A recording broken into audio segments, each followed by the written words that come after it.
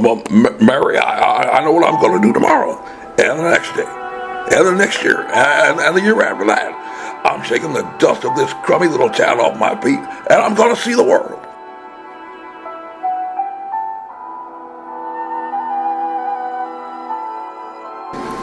Letter to Lieutenant General,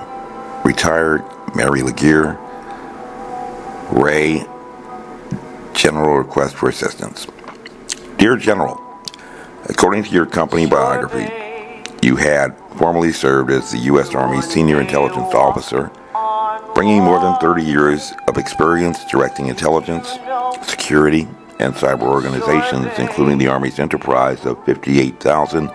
intelligence professionals in 140 countries, and its 17,000-person U.S. Intelligence and Security Command, INSCOM. And I actually first became aware of your career while on a chance visit to the International Spy Museum, where a jacket from your uniform was placed on display, noting your distinguished service as the former Deputy Chief of Staff for Intelligence for DESCENT. I am a retired U.S. Army officer, branched in military intelligence, and had served as the aide-de-camp and as the operations officer for the 902nd Military Intelligence Group on Fort Meade, serving as the most junior commissioned officer to have ever served in the capacity of operations officer for all U.S. Army strategic counterintelligence and CONUS, during a time in which the Department of Defense was standing up the Armed Forces Medical Center, AFMIC, the precursor to the National Medical Intelligence Center, INMIC, about which ABC News in April 2020 had reported was supposed to have alerted the former president about an emerging public health crisis in the central mainland of China, based apparently upon covertly intercepted communications about which George Stephanopoulos went to Twitter to attempt a gotcha with the former defense secretary to admit essentially that DOD was spying on the Beijing government, which is not generally what one would expect from a former White House spokesperson. And a global study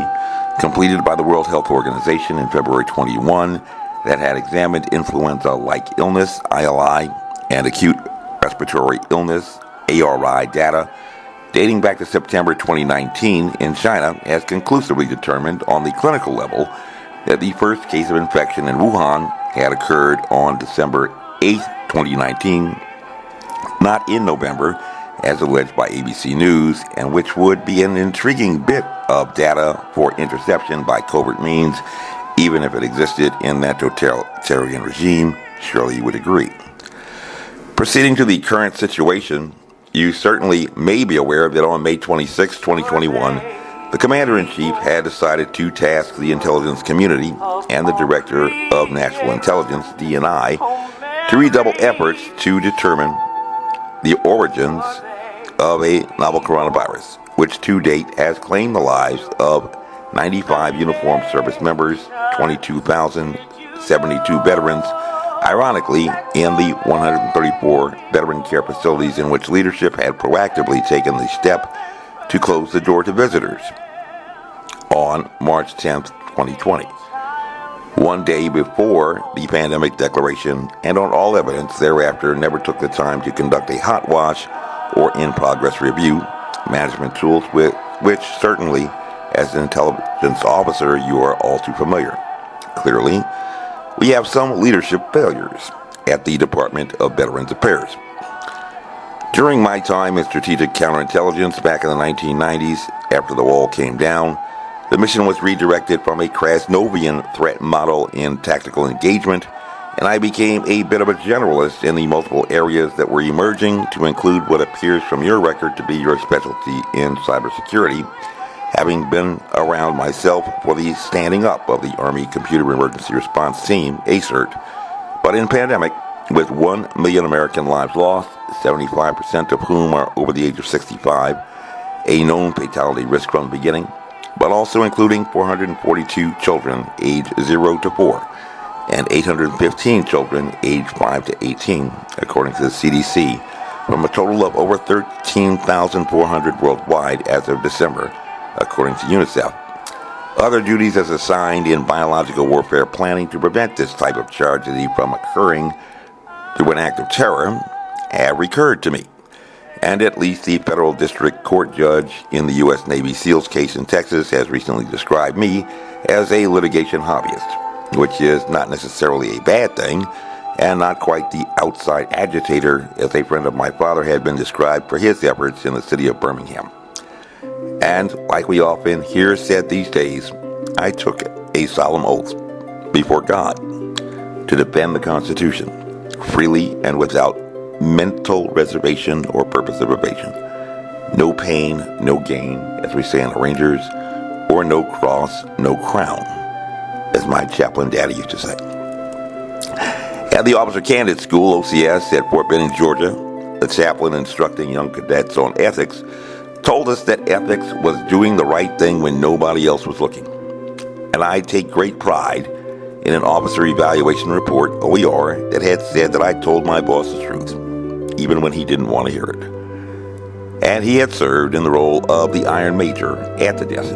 So let's just review the old G2 on a novel coronavirus before this historic tasking to the intelligence community and the DNI, or how much did the president know and when did he know it? You may recall a story or two about a wet market in the largest city in the central mainland, the 7th largest city in China, and the 42nd largest city in the world. And at least according to the Wall Street Journal, that wet market measured the size of 9 football fields, which you must empirically agree is pretty large. But do you know exactly how many cases were found to be associated with the Hunan Wholesale Seafood Market by December 31st, 2019, when a febrile infection attributed to a pneumonia of unknown etiology with no fatalities until January 10th, 2020, were associated with that large venue? Only 15, of a total of 27. All vendors, and with only 41 cases reported by January 14th, 2020. Would you, as a G2, wake the president over 15 cases of pneumonia in Wuhan with not even one fatality? And when that fatality was reported,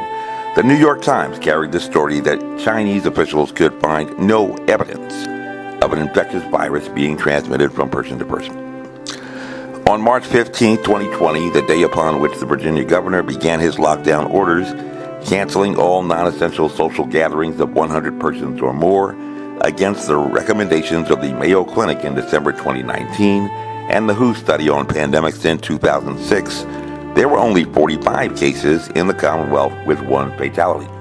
and only a little over 3,000 reported cases nationwide, compared with the WHO joint study that had,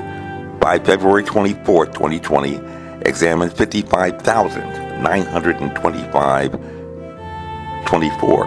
laboratory-confirmed cases and properly their traced contacts, finding a variable secondary attack rate between less than 1 and 5%. Generally clustered with no wider community spread, no evidence of transmission from a child to an adult, no evidence of any super spreader event associated with a large social gathering, and 80% of those infected afflicted with nothing more than mild pneumonia, warranting a conclusion that it is not clear whether this correlates with the presence of an infectious virus. But noting that the elderly in nursing homes represented the highest fatality risk, and oddly, there appeared to be a high incidence of infections amongst farmers, the political opposition in that transitioning economy responsible for pushing the People's Republic of China to a primarily industrial nation as the Detroit of China. You may recall that the Johns Hopkins study in March 21 regarding reinfections within 6 months, where they found only a 4.9% chance of reinfection and described that as rare. But you may have not seen reported in the news this story because it wasn't, rather presenting a headline about children being super spreaders. At the largest sample size tracer contact study to date on infections, examining over 3 million laboratory confirmed cases in India, found a secondary attack rate of only 4.6%. Those numbers may be more clear with some further explanation. That is 4 times too low to validate the presence of a disease being transmitted from person to person, and 12 times too low to set off a super spreader event, regardless of what the explosions of infections may suggest about a highly contagious disease. Think of how we react without training to an ambush, or some kids in a grammar school and schoolhouse marms in Texas must have felt enduring what seemed in their minds to be an eternal hell, waiting for law enforcement, in events beginning at 11:20 hours with a suspect in custody by 13:06 hours. I follow the science and leave the emotions to the civilians. Now, when we apply this science to the potential of a zoonotic source infecting a human, does it yield a pandemic? How about an escape from a laboratory? The biological agent possesses no infectious capability. But a simple look at the Guinness Book of World Records, taking us back to the Mongols in the Ukraine, accidentally setting off the Black Plague pandemic in 1347, and checking Encyclopedia Britannica regarding the exploits of the Assyrians and their use of ergo root to exploit a first strike capability with plausible deniability along an extended surprise timeline, we may infer that biological warfare is the oldest weapon of mass destruction, and to counter that threat, we must always, first, in counterintelligence, rebut the presumption that an emerging public health crisis is a biological attack, before considering a zoonotic evolution, which clearly did not occur, for whatever reason, even with a validated less than 5% secondary attack rate, an assessment of transmissibility risk that you will find nowhere on the CDC website, which presents secondary attack rates for other highly contagious diseases like smallpox, chickenpox, and measles, which sounds a lot like something is classified. It may be of interest to an intelligence professional that in February 2020, Wei Ji et al. Had examined all of the potential animal reservoirs that were present in the wet market that became the focus of attention, and decided to act like a scientist to determine codon usage bias, a species-specific clinical test, and what they had determined was that the novel coronavirus was even more novel because it displayed an Ophidian codon usage bias. And microbiologists, virologists, epidemiologists, and biological warfare planners know that coronaviruses are exclusive in infection of the mammalian and avian species, which generally do not include snakes. But that science report did not make headline news, and it probably would not have mattered much in an election year to voters voting for the science who opted out of science electives in high school and college,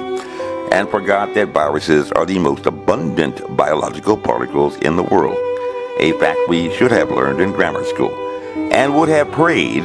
but not for self-declaring non-essential clergy, in a pandemic that evolutionary pressure might have sparked some curiosity regarding exactly how many of those viruses were harmful to mankind before a novel coronavirus. But as Dr. Walensky has observed, human choices have not served us well. And this virus has fooled us before, according to Dr. Tony Fauci.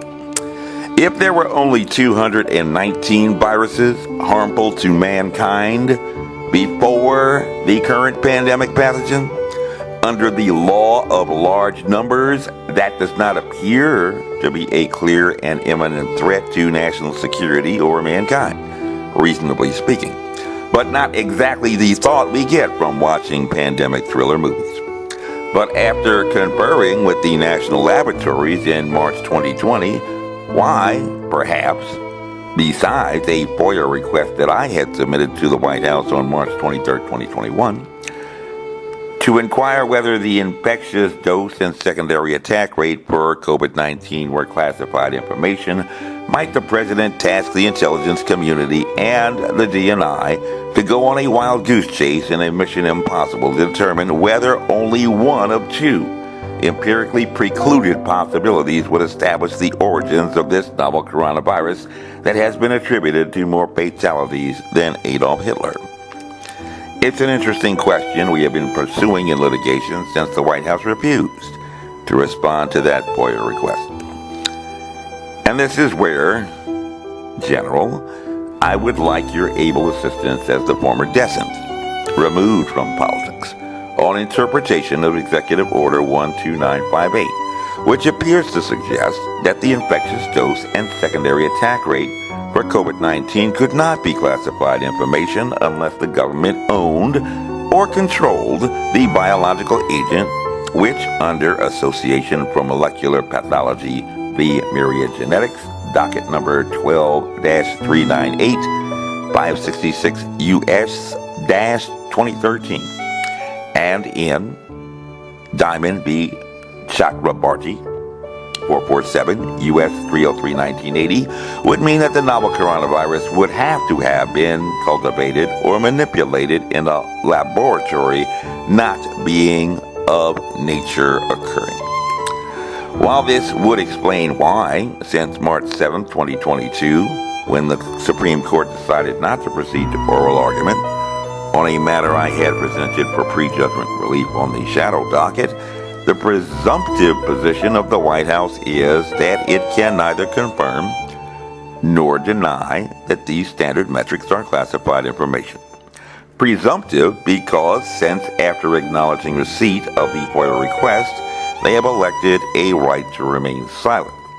and not state anything for the record, which sounds a lot like spook stuff, and a receipt of a job offer for which DOD has no evidence I have ever applied from the Defense Intelligence Agency, DIA, in January 2016 for what a December 2015 email confirms was an expired mission. Just seems all the more unseemly now with this pandemic and a former biological warfare planner with a reputation for telling the truth even when his boss doesn't want to hear it. Or am I just being paranoid? Could be. Nonetheless, it is empirically established fact that, according to the WHO global study completed in March 2021, which dedicated less than 3 pages to the topic of zoonotic evolution, citing only the report from Christian Anderson, who himself was convinced that the genome had been cultivated in a laboratory in his email to Dr. Fauci on January 31st, 2020, and who had joined at least 20 other scientists in September 2021 to conclude that failing to locate the zoonotic source presented a clear and present danger from essentially a walking biological weapons research laboratory, fully capable of setting off new pandemics that have yet to emerge from China. In March 2019, sewage samples had found remnants in Barcelona of the SARS-CoV-2 biological agent that failed at that time to set off a pandemic and disappeared thereafter, and that the alleged most contagious disease that Dr. Walensky had ever seen, ironically stated after viewing a PowerPoint presentation, first emerged in India in October 2020 and did not make its way to the United States until May 2021, when the intelligence community and DNI had been tasked. A biological agent that the largest and apparently the first large sample size household tracer contact study to date performed upon every case of infection in Norway from December 1st, 2021 to January 8, 2020, over 33,000 laboratory-confirmed cases found only a 19.4% secondary attack rate for the Delta variant of concern, 0.6% too low to validate a disease being transmitted from person to person, and only a 25.1% secondary attack rate for the Omicron variant, still far too low, below the 60% threshold for a highly contagious disease. Moreover, 2 recent studies for which the Epoch Times had reviewed the abstracts, as Captain Brett Crozier did during the outbreak aboard the USS Theodore Roosevelt, which had found reinfections between February 23rd, 2020 and June 5th, 2020 from a pathogen that had first strategically prioritized its first attacks against the flight deck and reactor crews, and for which U.S. Navy investigators had found no evidence had walked up the gangplank in Da Nang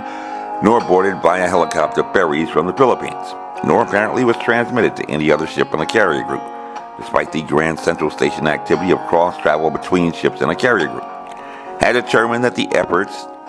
of staff at Cornell University to commence a de-densification process, sending students home and away from campus, had actually found infections rise amongst those students who remained on campus, while infections for those who had returned home fell, indicating that the driver of infections was on the campus and not connected to the students themselves, a report published in JAMA, the Journal of the American Medical Association. Similarly, another report on younger students in grammar schools and high schools had found a secondary attack rate of 0.7% in school settings, but a 7.6% in household studies. Both metrics are too low to validate the presence of an infectious virus, but suggesting that the driver of infections was the venue, which is consistent with the most recited clinical finding in outbreak studies: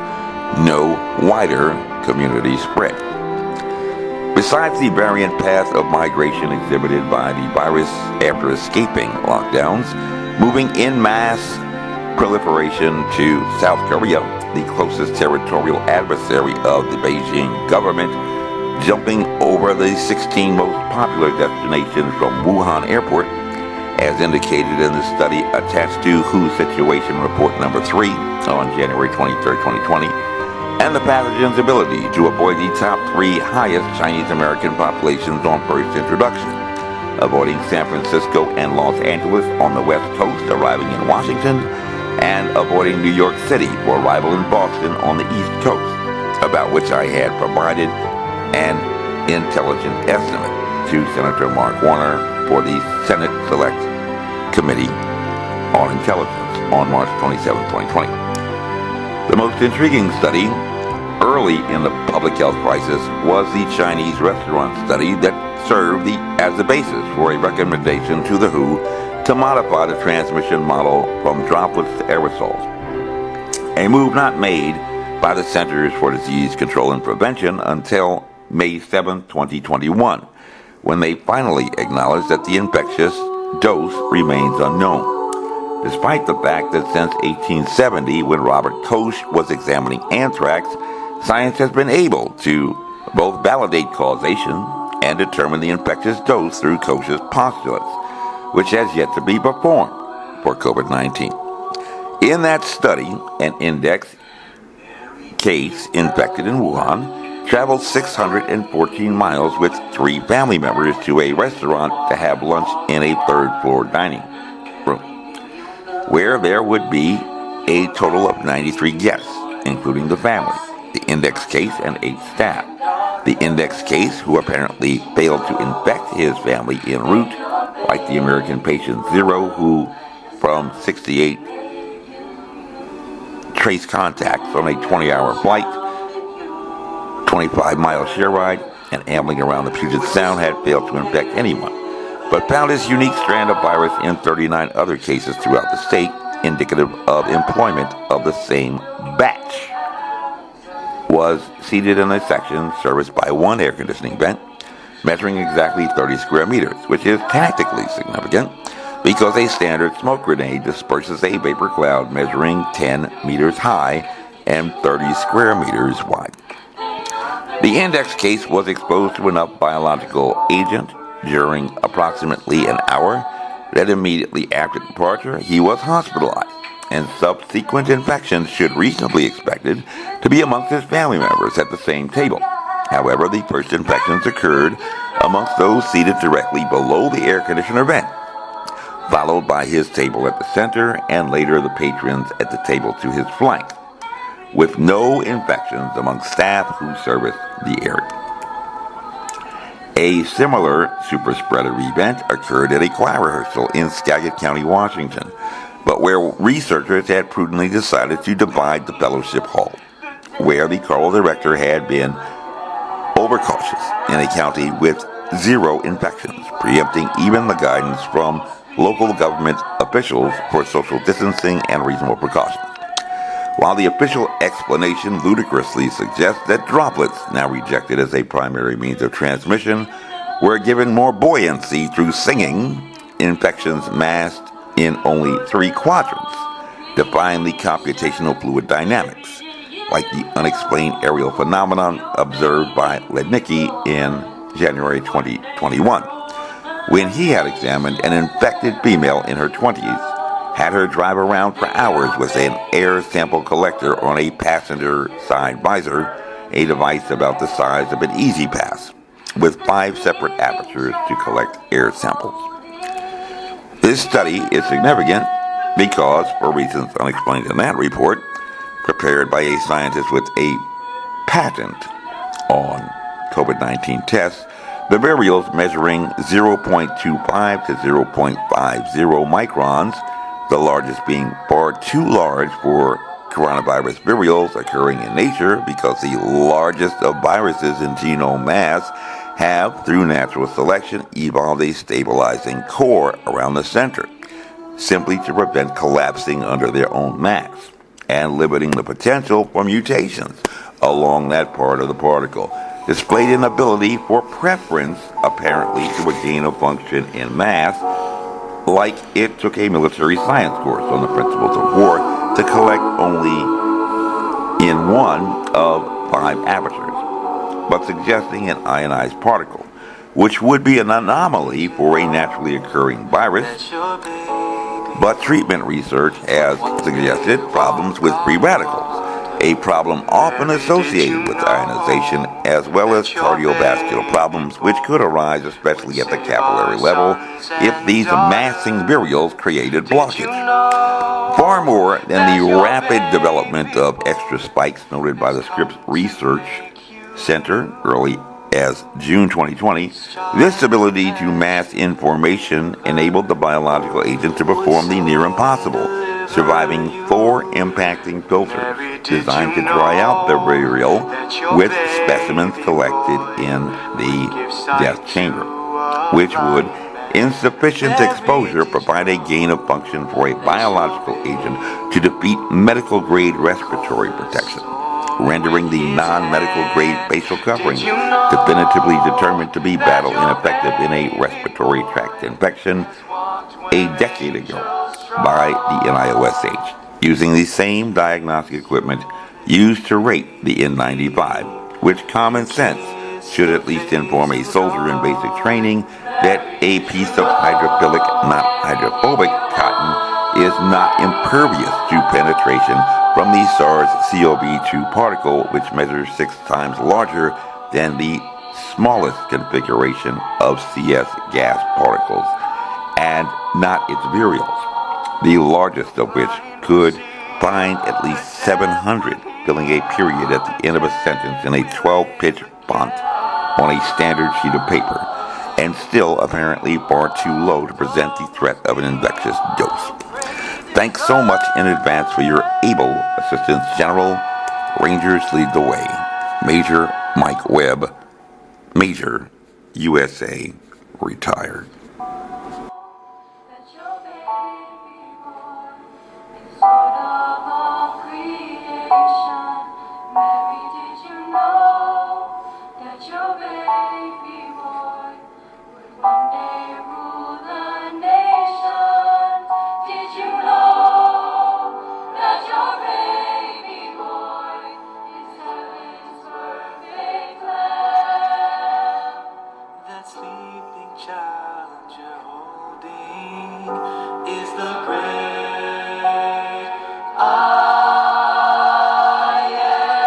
This advertisement was authorized by Mike Webb.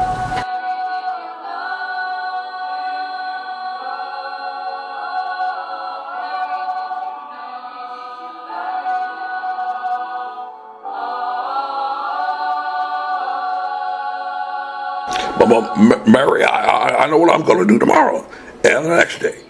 and the next year, and the year after that. I'm shaking the dust of this crummy little town off my feet, and I'm going to see the world.